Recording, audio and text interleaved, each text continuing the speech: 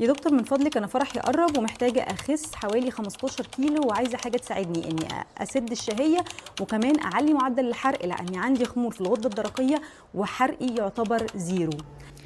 عينيا الاتنين. انت دلوقتي عايزه دواء يسد الشهيه ويرفع الحرق ومناسب كمان لان عندك خمول في الغده الدرقيه. طب واللي يجيبها لك سهله وسريعه دواء واحد بس مرخص امن موجود في كل الصيدليات هيديكي كل المميزات دي وكمان بكواليتي عاليه وسعر مناسب. تعالي اقولك الاول فيه ايه قبل ما اقولك ايه هو الدواء. في عشب البحر وده هيساعد على ان وظائف الغده تتحسن ونعلي الحرق.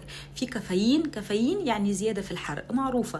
في الشاي الاخضر المضاد للاكسده واللي بيحسن من وظائف الجسم الحيويه. في الراسبري كيتونز المثبت علميا انه بيحرق من دهون البطن وكمان بيعلي الحرق وبيسد الشهيه. في انتي اوكسيدنتس كتير بقى زي الراسبريتول وزي الجريب فروت باودر وزي الاسيبري باودر. كل اللي انت عايزاه هتلاقيه في الراسبري كيتون كومبلكس.